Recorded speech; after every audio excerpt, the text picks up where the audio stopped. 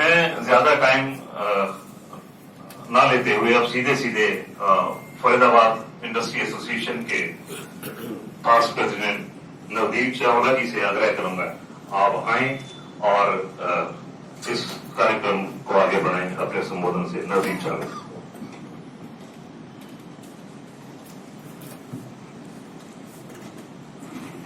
आप सबका FIA hall में स्वागत है।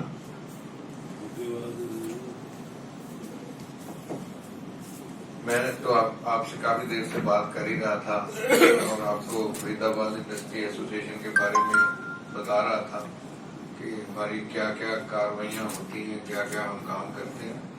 पर ये भी काम हम सोचते हैं कि हमारा ही है, जो हमारी बच्चियों ने इतनी जो रिस्पेक्ट लाई है हमारे शहर को, हमारी स्टेट को, इसको रिकग्नाइज करना, ताकि हमारे और भी जो बच्चे हैं वो जब सुबह पेपर में देखेंगे तो वो भी मोटिवेट हों और उनको भी ये साहस मिले कि उन्होंने भी इनको फॉलो करना है। तो मैं समझता हूँ कि मैं कोई चीज़ ज़्यादा रिपीट नहीं करूँगा, because I have been already talking to you. तो I would request our president to say a few words. Good evening, everyone. आज बिल्कुल ही अलग तरह का हम एक आयोजन कर रहे हैं FIA प्रांगण में।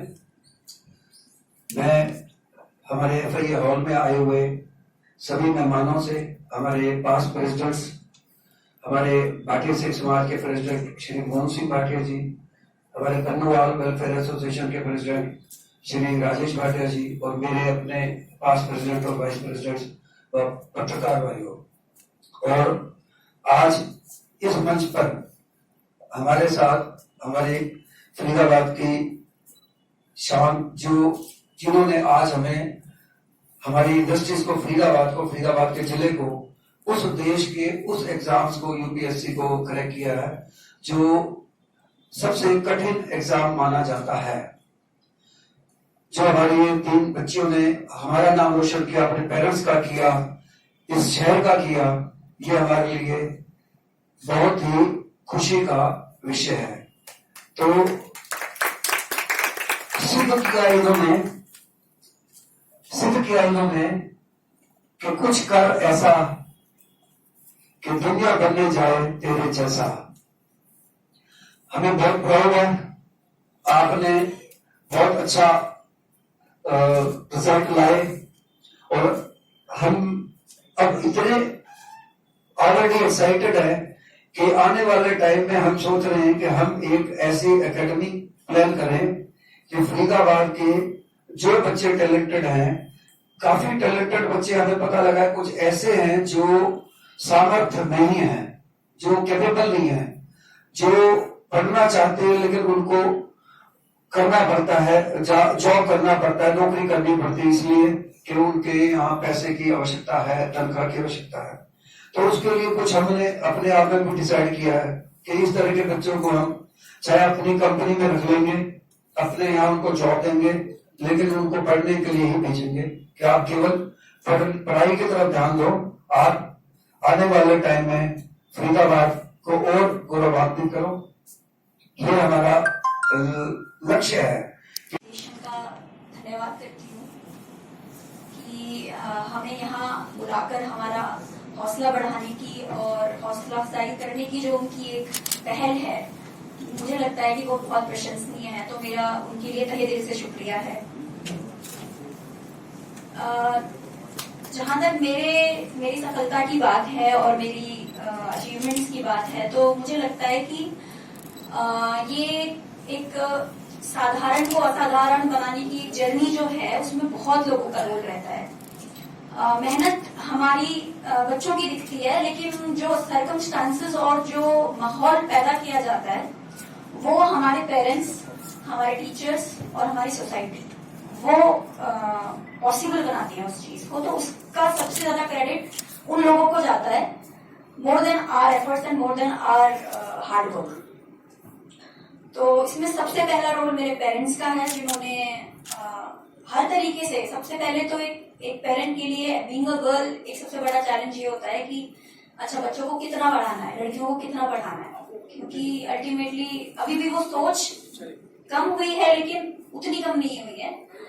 तो उसमें मेरे फादर का, मेरी मदर का हमेशा एक ये रहा कि नहीं, कमी नहीं रखनी है और बच्चों को जितना पढ़ना है उतना हमें पढ़ाना है। To be part of this celebration, and I feel really very happy, and also as rightly mentioned by my colleague Ashima that it's been a great journey, and journey सिर्फ हमारी नहीं रहती, बहुत लोगों का इसमें योगदान रहता है, स्पेशली सबसे बड़ा कंट्रीब्यूशन फैमिली का, जैसे कि उन्होंने मेंशन किया।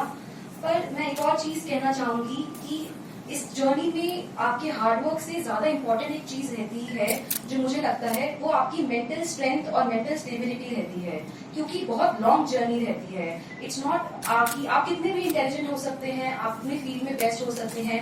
इन्होंने भी IIT दिल्ली से BTech M.Tech सबसे मतलब one of the most prestigious institutions of our country. मैंने खुद भी अपनी अकेडमिक लाइफ में अच्छे कॉलेजेस से, हंसराज कॉलेज से ग्रेजुएशन किया है, मास्टर्स किया है जामिया मिलिया इस्लामिया से। But even after doing wonderful in my academic life, I had to face many challenges and many failures.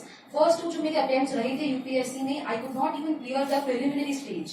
तो उससे बहुत बड़ा एक सेटबैक लगता है, बिकॉज हम लोगों को जीतने की आदत हो गई थी, जो चीज चाहा पढ़ा वो मिल गया। तो जब इस एग्जाम में नहीं मिला तो उस एग्जाम प्रिपरेशन में कैसे आप अपने आप को अपलोड रखते हैं, वो भी एक बहुत बड़ी इंपॉर्टेंट चीज है।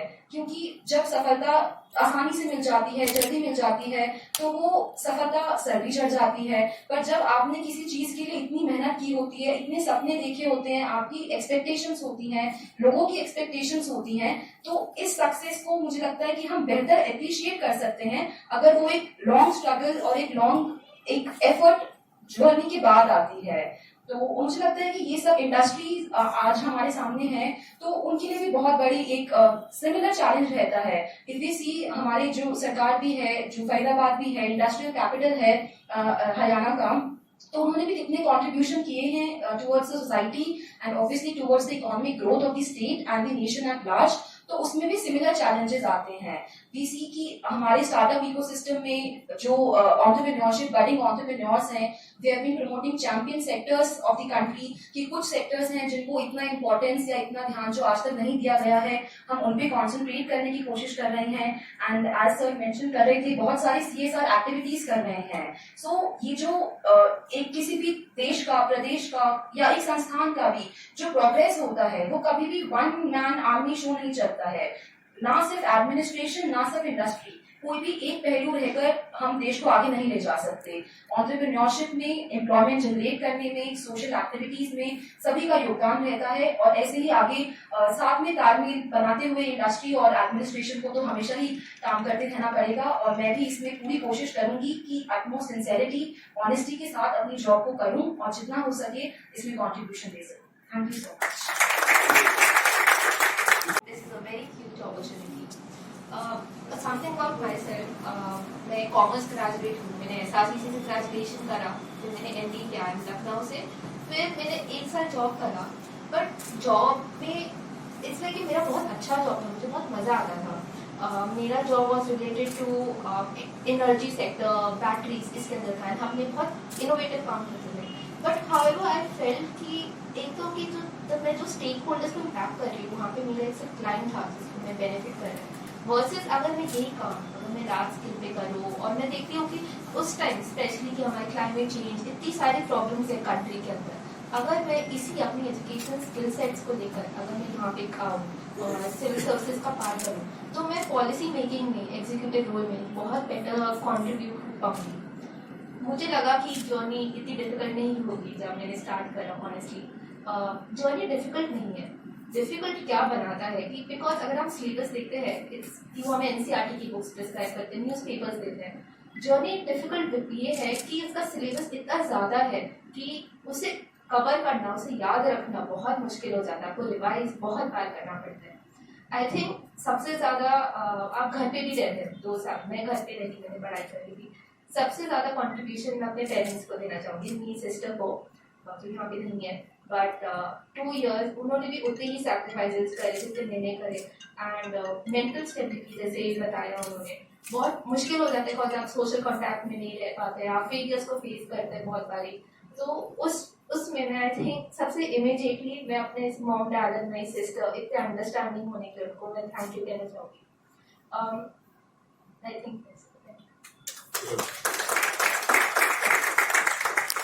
एक बार सामने सभी मैम, सामने देखिए आप,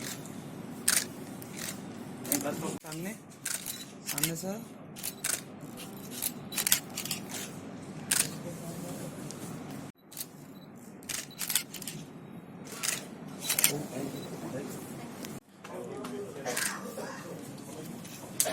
और पीछे आइए, और पीछे आइए मैम, आप आगे आओ मैम। ठीक है सर, छोड़ दीजिए।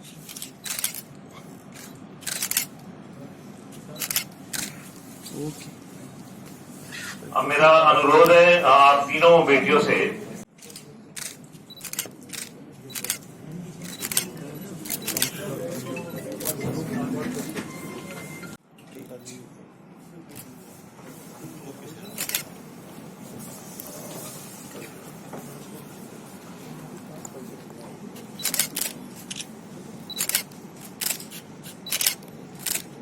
Thank you and congratulation everyone.